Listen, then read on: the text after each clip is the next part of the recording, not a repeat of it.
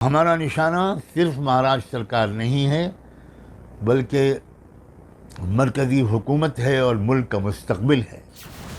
महाराष्ट्र में मतदान को लेकर मौलाना और उलेमाओं के इन्हीं बयानों और उन बयानों पर सामने आ रहे रिएक्शंस ने महाराष्ट्र के चुनाव को वोट जिहाद और धर्म युद्ध के रास्ते पर लाकर खड़ा कर दिया है, जिसके एक छोर पर कांग्रेस शरद पवार की एनसीपी और उद्धव ठाकरे की शिवसेना खड़ी है और सामने बीजेपी खड़ी है, जो आरोप लगा रही है कि अपनी जीत सुनिश्चित करने के लिए महाविकास अघाड़ी मौलाना और उलेमाओं की मदद से महाराष्ट्र में मुसलमानों को गोलबंद करने में जुटी हुई है। इस प्रकार से उलेमा काउंसिल से 17 मांगे लेकर कांग्रेस, शरद पवार की कांग्रेस और उद्धव ठाकरे की पार्टी ये उनको लिखित में देंगे कि हम आपकी मांगे मानने को तैयार है।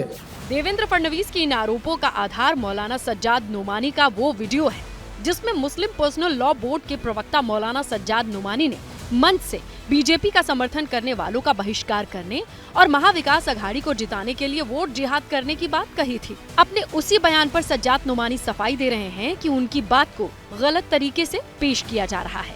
ये मालूम है, लोकसभा के इलेक्शन में आपके कुछ लोगों ने बीजेपी का साथ दिया था।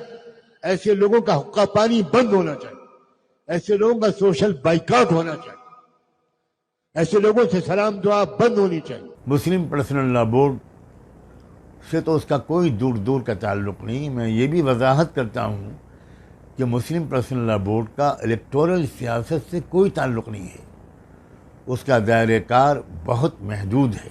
मौलाना सज्जाद नोमानी के अलावा जमीयत उलेमाए हिंद मुंबई ने भी महाराष्ट्र विधानसभा चुनाव को लेकर खुलकर बीजेपी को हराने और खुलकर अघाड़ी को जिताने का फरमान जारी कर दिया है। ये संगठन खुलकर ये कबूल कर रहा है कि अघाड़ी के लिए बाकायदा मस्जिदों से ऐलान किया गया है।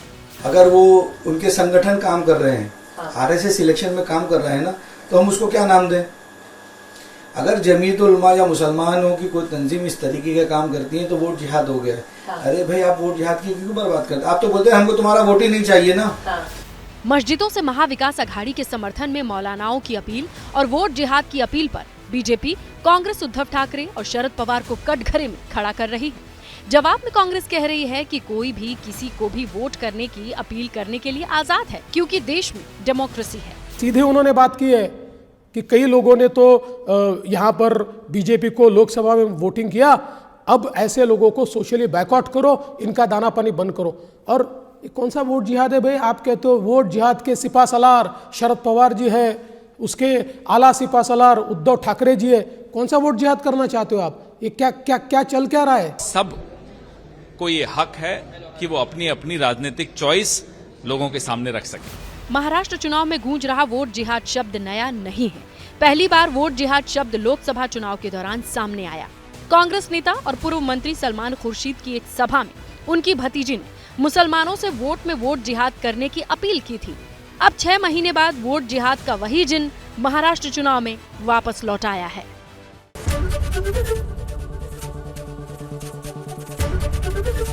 एबीपी गंगा, खबर आपकी, जुबान आपकी।